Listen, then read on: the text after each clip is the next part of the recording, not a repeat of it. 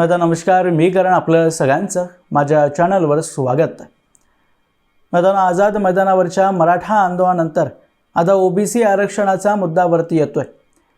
2 सप्टेंबरचा GR Maratha समाजाला ओबीसीत आणणार आणि त्यामुळे मूळ ओबीसी जातींच्या आरक्षणावर गदा येणार अशी भावना व्यक्त केली जाते. जरांगे पाटलांचं आंदोलन संपल्यानंतर महाराष्ट्रभर वेगवेगळ्या भागांमध्ये ओबीसी वर्गाद्वारे उपोषणं आणि आंदोलनं सुरू करण्यात आली होती. त्यावेळी सरकारने यशस्वीरित्या या सर्वांना शांत केलं होतं. काहींनी आंदोलनं संपवून या GRच्या विरोधात मुंबई उच्च न्यायालयात धाव घेतली आणि न्यायालयात विनंती केली की या GRवर लवकरात लवकर स्थगिती देण्यात यावी. हे प्रकरण अजूनही न्यायालयात सुरू आहे, पण त्यांनी या GRला स्थगिती देण्यास साफ नकार दिला. त्यामुळे ओबीसी वर्गाकडे आता एकच पर्याय उरला होता, तो म्हणजे सरकारवर आणि न्यायालयावर राजकीय दबाव आणायचा. आणि हाच दबाव आणण्यासाठी छगन भुजबळ यांच्या नेतृत्वात परवा 17 ऑक्टोबरच्या दिवशी बीडमध्ये महाएल्गार सभा घेण्यात आली.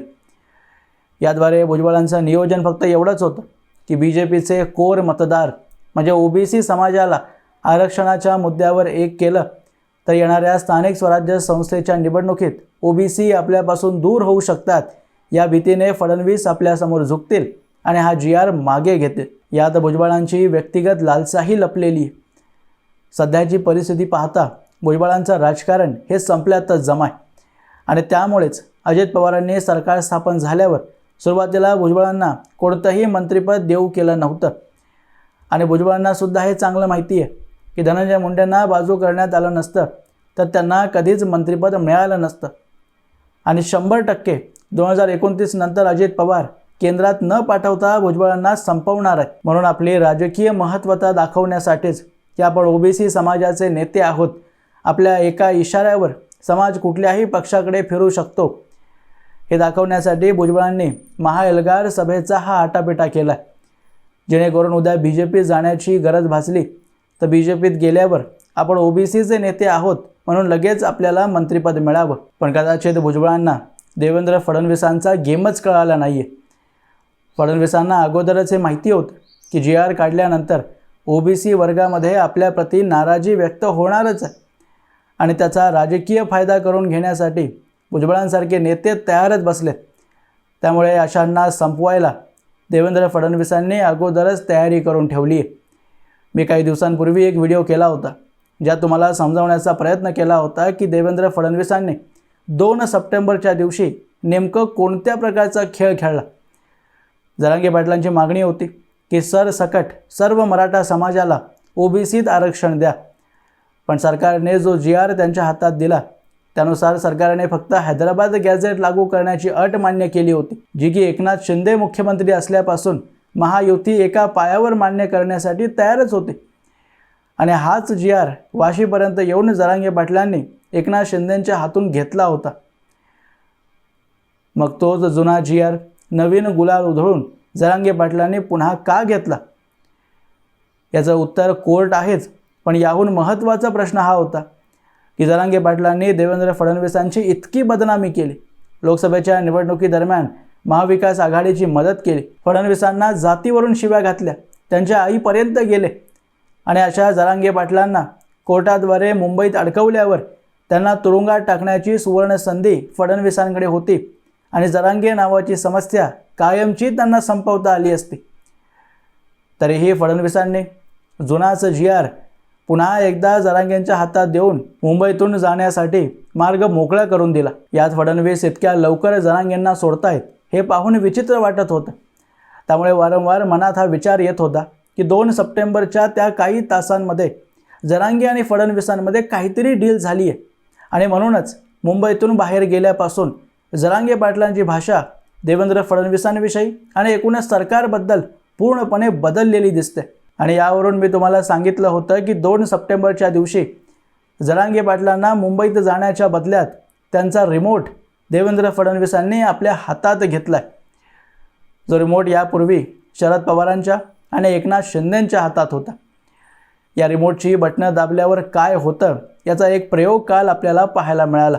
परवा महाएल्गार सभेत GRचा विरोध करताना छगन भुजबळ आणि धनंजय मुंडेंनी जरांगे पाटलांना टार्गेट केलं. यात जर आपण धनंजय मुंडेंना बाजूला ठेवलं तर छगन भुजबळ हे सरकारच्या कॅबिनेटमधले मंत्री आहेत आणि ज्या GRचा ते विरोध करतायत तो स्वतः त्या कॅबिनेटनेच सर्वांच्या सहमतीने पास केलेला आहे आणि छगन भुजबळ GRचा विरोध करताना मंत्रिपदावरही विराजमान आहेत, राजीनामाही देत नाही आहेत. म्हणजे सरळ सरळ हे देवेंद्र फडणवीसांच्या विरोधातलं कारस्थान आहे आणि फडणवीसांनाही हे चांगल्या प्रकारे माहिती आहे. पण स्वतः काहीही न बोलता जरांगेंचं जे रिमोट त्यांच्या हातात आलं आहे त्याचं बटन दाबून जरांगे पाटलांच्या मुखातूनच आपली बाजू त्यांनी बोलवून दाखवली. याबद्दलचा हा व्हिडिओ एकदा पहा, मग तुम्हाला कळेल की मी काय म्हणतोय. काही करून फडणवीस डॅमेज करायचे आणि फडणवीस साहेब काय त्याला डॅमेज होत नाहीत. फडणवीस साहेबांनी मराठ्यांचं मन जिंकलंय, त्याच्यामुळं त्याचे काय चाल चलत नाही आता. आणि फडणवीस साहेबांच्या लक्षात आलं असं याची अवकात किती. तिथं आमची घोंगडी बैठक झालेली आहे, तिथं आमची घोंगडी बैठक आहे. त्यामुळं ओबीसींनी स्पष्ट नाकारलं त्याला, कारण ते एका जातीचं काम करायला लागले. कोणी स्वप्नातही हा विचार केला नसेल की फडणवीस मला गोळ्या घालवरून फडणवीस साहेब हे शब्द जरांगे पाटलांच्या तोंडून ऐकायला मिळतील. पण हा चमत्कार आज घडतोय आणि त्यामागचे कलाकार देवेंद्र फडणवीसच आहे. मी अनेकदा हे सांगतो की देवेंद्र फडणवीस जेव्हाही आपल्याला शांत वाटतात, माध्यमांमध्ये कुठेही त्यांची व्हिडिओ फिरत नाही, त्यावेळी घडणाऱ्या घटनांमागचं डोकं हे देवेंद्र फडणवीसांचंच असतं. याचं उदाहरण म्हणून तुम्ही आजची परिस्थिती पहा. ओबीसी आरक्षणाचा मुद्दा हळूहळू करून वरती येतोय, पण देवेंद्र फडणवीस मात्र या पूर्ण प्रकरणात कुठेही समोर येताना दिसतच नाही आहेत. ओबीसी नेतेही या GRच्या विरोधात बोलतायत, पण देवेंद्र फडणवीसांचं नाव कोणीच घेत नाही. सर्वजण फक्त राधाकृष्ण विखे पाटील आणि जरांगेंना टार्गेट करतायत. या जरांगेही आपली बाजू मांडायची सोडून आपल्या वक्तव्यात देवेंद्र फडणवीसांची प्रशंसा करताय. या खेळात कोणत्या जातीला काय मिळालं हे ज्याने त्याने विचार करण्याची गरज आहे. पण यात फडणवीसांनी मात्र नक्कीच विरोधकांच्या हातातून मराठा आरक्षणाचा मुद्दा आणि जरांगे पाटील नामक बाहुली काढून घेतली आणि हे करत असताना आपल्या पक्षाची ओबीसी वोट बँकसुद्धा दूर होऊ दिली नाही.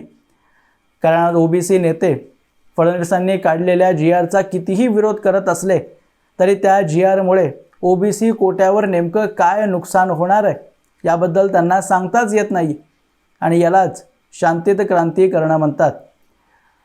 समोर आपल्या समस्या आहे, पण ती आपल्या अंगाला चिटकू न देता त्याचा गेम कसं करायचा या देवेंद्र फडणवीस आता पारंगत झाले.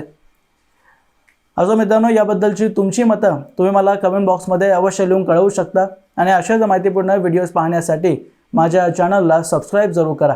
भेटूया पुढच्या व्हिडिओमध्ये. तोपर्यंत जय हिंद, जय महाराष्ट्र.